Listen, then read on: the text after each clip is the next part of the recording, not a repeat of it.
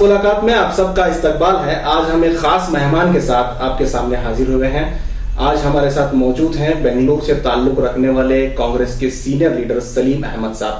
سلیم احمد صاحب کا نام تعارف کا محتاج نہیں. سلیم احمد صاحب نے دلی سے لے کے کرناٹک تک لگاتار اپنے خدمات کی وجہ سے اپنا نام اور اپنا مقام بنایا ہے. سلیم احمد صاحب MLC تھے, ہاؤس میں چیف وپ بھی تھے. اس کے علاوہ انہوں نے نہرو یووا کیندر کے ڈائریکٹر بھی بنے رہے. اس کے علاوہ کئی بڑے عہدوں پر یہ فائز رہے ہیں. فی الوقت یہ کرناٹک کانگریس کے ورکنگ پریزیڈنٹ ہیں, جو اپنے آپ میں ایک بڑی بات ہے, چونکہ پہلی مرتبہ کرناٹک کانگریس میں کوئی ورکنگ پریزیڈنٹ مسلم طبقے سے بنا ہوا ہے. آئیے بات کرتے ہیں, ان سے ملاقات کرتے ہیں, جاننے کی کوشش کریں گے کہ کیا حالات رہے ہیں ان کی پوری زندگی میں, سیاسی جو اتنی لمبی طویل ان کی سیاسی زندگی رہی ہے, 38 سالہ تجربہ ان کا کیا کہتا ہے, جاننے کی کوشش کرتے ہیں. سلیم احمد صاحب, آپ کا استقبال ہے. سب سے پہلے ہم جاننا چاہیں گے کہ آپ کا جو سفر ہے, چونکہ آپ بھی جو ہے اسٹوڈنٹ پالیٹکس سے جڑے ہیں, حالانکہ کانگریس کے زیادہ تر لوگ جو ہیں اسٹوڈنٹ پالیٹکس سے آتے ہیں, چاہے وہ NSCOI ہے یا یوتھ کانگریس ہے. آپ کا اس میں تجربہ کافی لمبا رہا ہے. آپ NSCOI کے بھی صدر بنے. کیا تجربہ رہا ہے, کیسے حالات رہے ہیں, کیوں آپ پالیٹکس سے متاثر ہوئے؟ 38 سال کا سفر رہا میرا سیاسی سفر. شروعات میں نے کانگریس کے جو اسٹوڈنٹ ونگ ہے NSUA سے شروعات کی تھی. ہماری فیملی جو پولیٹیکل فیملی نہیں ہے, لیکن ہمارے دادا مصطفیٰ ایک فریڈم فائٹر ہے, لیکن پورا فیملی جو ہے کانگریس کے سپورٹر ہے. اور میرے خاص طور جو میرے والدہ ہے وہ اندرا گاندھی کے اسٹرانگ سپورٹر رہے, اور دونوں جو ہے کبھی بھی جو ہے مجھے انکریج کرتے رہے تاکہ کانگریس کو مضبوط کرنے کے لیے. تو وہاں سے شروعات ہوئی ہماری سیاسی سفر. آپ کی پیدائش کہاں پہ ہوئی؟ ملیشورم میں, بنگلور میں پیدائش ہوئی, اور شروعات جو ہے 1981 شیشادری بھوم کالج کا ایک اسٹوڈنٹ لیڈر بن کے, وہاں سے اسٹوڈنٹ ونگ کا میں کالج کا پریزیڈنٹ رہا. اس کے بعد بلاک NSUA کا پریزیڈنٹ بنا, ڈسٹرکٹ کا پریزیڈنٹ بنا. 1984 میں اسٹیٹ کا وائس پریزیڈنٹ رہا.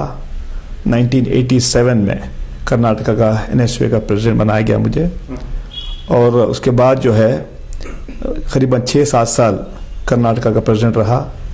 اور 1993 میں پہلی بار ایک مسلمان کو آل انڈیا پریزیڈنٹ بنایا گیا ہے. قریباً 4 سال آل انڈیا NSUA پریزیڈنٹ رہا میں.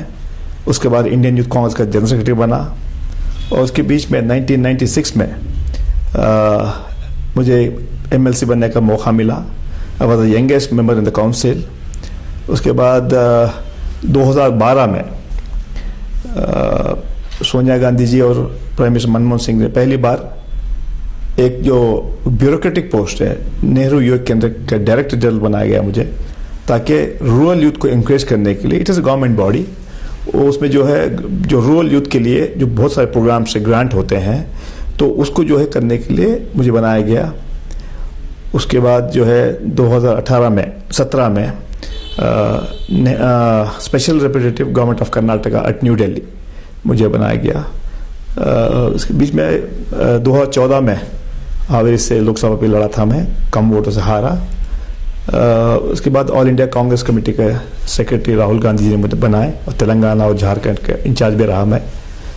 اس کے بعد پارٹی ہائی کمانڈ نے سوچا کہ مجھے واپس کرناٹکا جانا چاہیے, اور پہلی بار ایک مائنورٹی مسلمان کو جو ہے ورکنگ پریزیڈنٹ بنایا گیا ہے.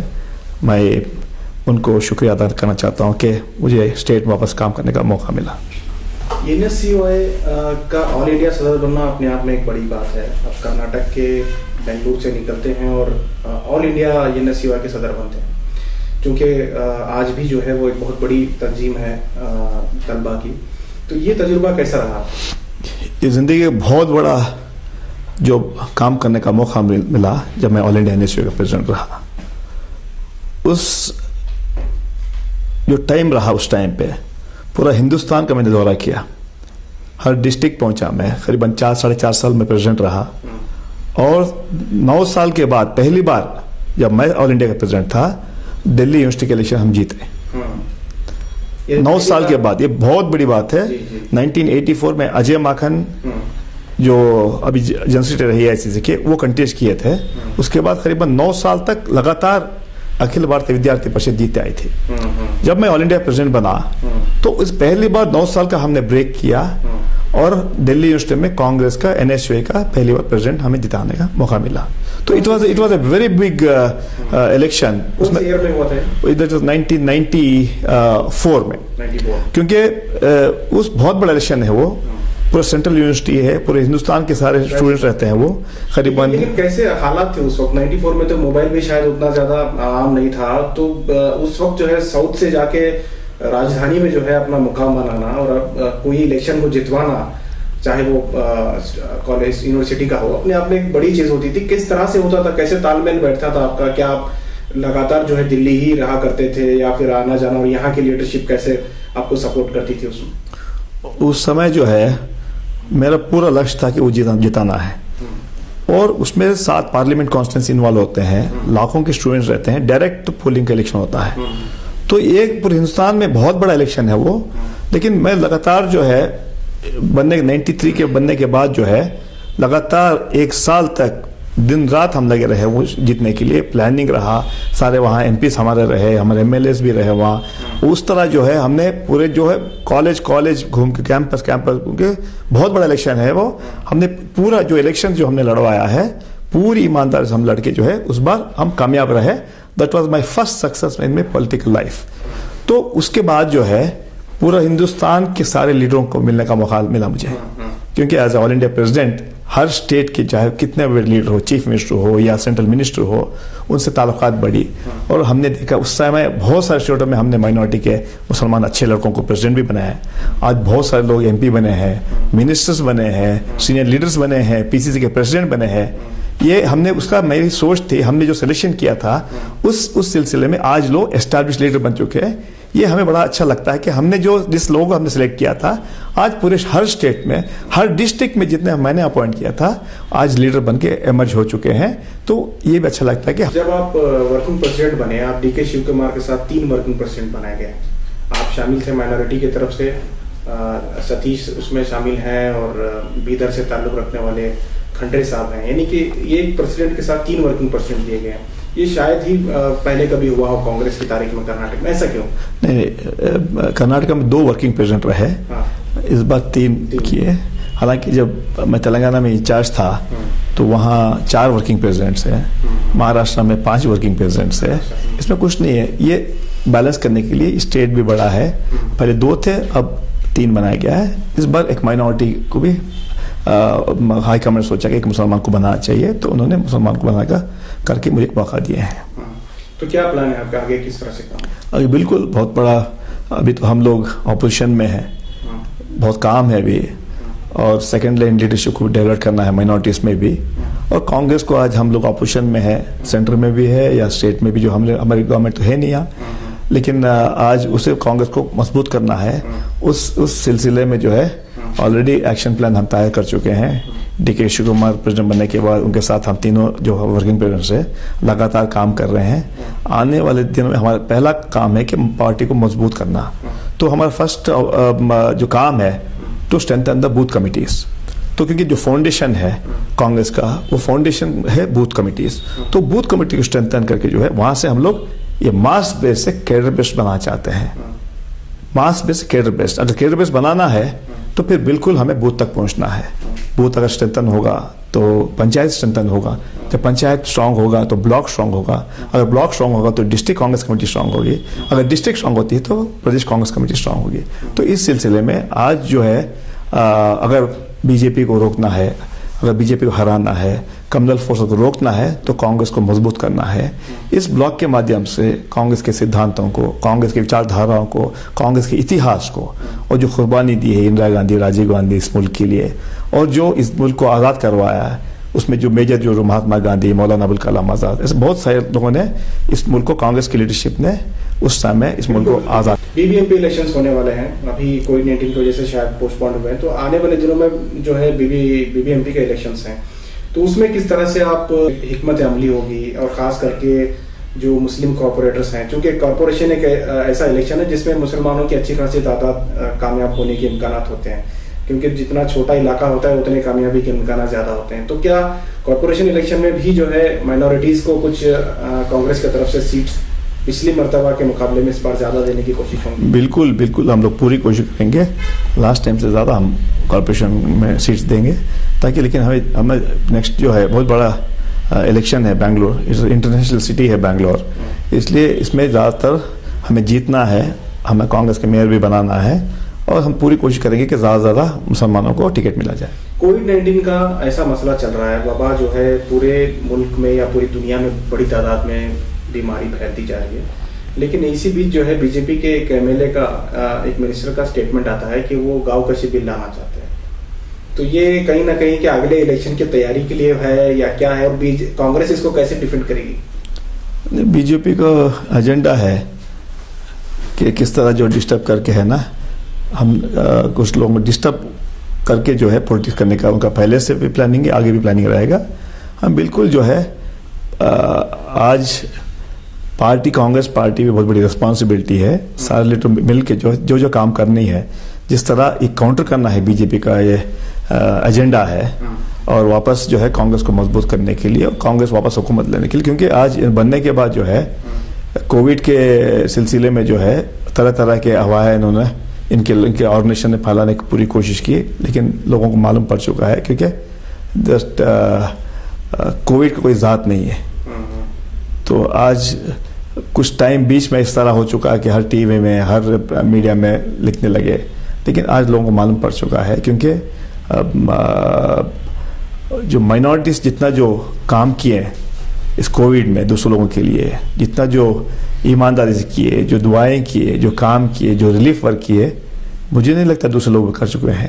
تو خاص طور جو مائنورٹیز سب کا جو ہے اس پچھلے 3 مہینے میں, اور کانگریس پارٹی نے پوری ایمانداری سے ریلیف ورک میں کام کیے, اور جو اسٹیٹ گورنمنٹ سینٹرل گورنمنٹ کی جو اسکیمز رہے اس کو امپلیمنٹ کرنے میں, لاگو کرنے میں پورا انہوں نے اپنا سپورٹ کیا. اسی بیچ جو ہے مائنورٹیز پر حملے بھی ہوئے کووڈ-19 میں, جس طرح سے تبلیغی معاملہ چلا اس کے بعد لگاتار حملے ہوئے, اس پر کانگریس نے کیا نوٹس کیا؟ بالکل جو ہے جس دن وہ ہوا امیڈیٹلی میں خود چیف منسٹر کو لکھا, ڈی کے شیو کمار صاحب نے جو سی ایم کی میٹنگ میں بالکل کھول کے بولے, سدرامیا بھی بولے کہ اس طرح کا جو ہے, حالانکہ یڈیورپا نے اسی ٹائم اسٹیٹمنٹ کیا کہ ان کی پارٹی کے لوگوں کو بھی وارن کیا کہ اس طرح اسٹیٹمنٹ مت کرنا چاہیے, آپ کو کرنا نہیں چاہیے, اور اس کے باوجود جو ہے ان کے ایم پیز, ان کے ایم ایل ایز کرٹیسائز کیے, لیکن کانگریس پارٹی نے ان کو وارن کیا تھا ایسا ہوگا تو آگے, اور ہم نے کئی جگہ کیس بھی ان کی فائل کروایا, اور اس طرح جو ہے کانگریس نے پوری جو ہے مائنورٹی کے ساتھ دی.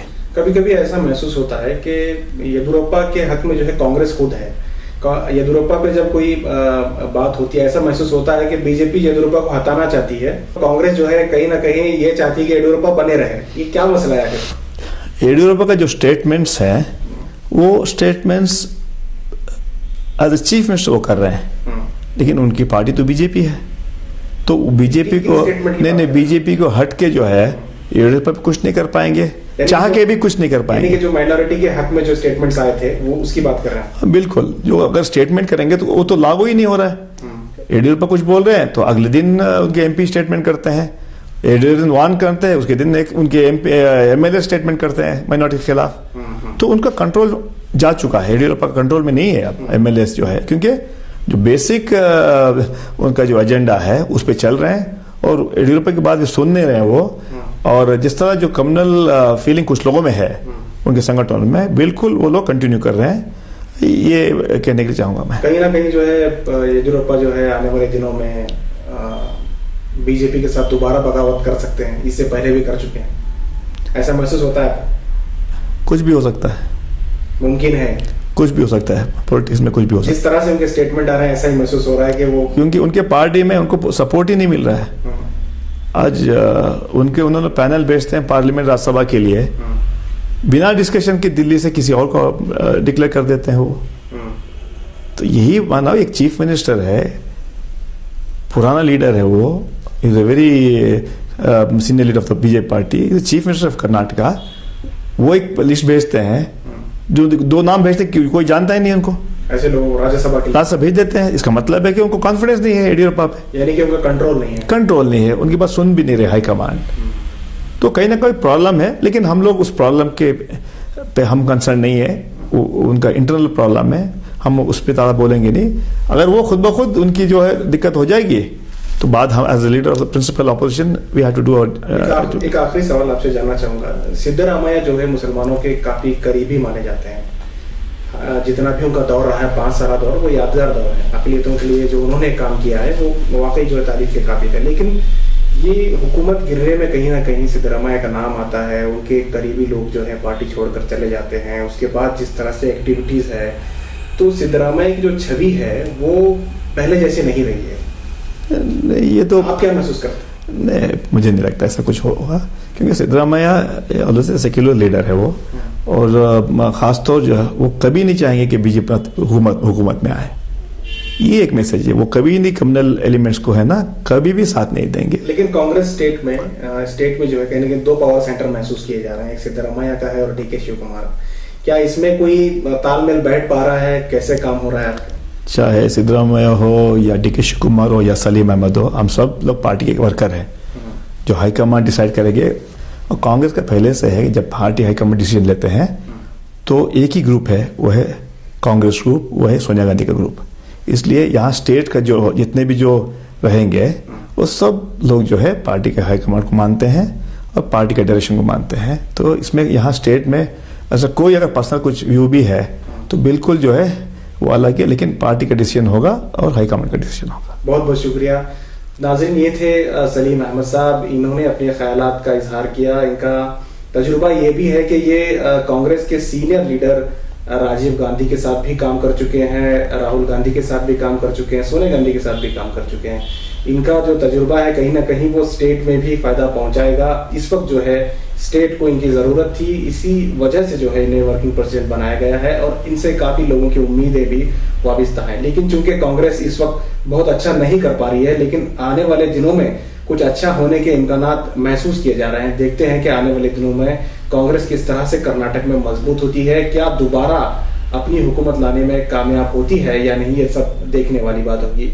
फिलहाल आपसे लेके इजाजत. अगले किसी एपिसोड में किसी और मेहमान के साथ आपके सामने रूबरू होंगे. खुदा हाफिज.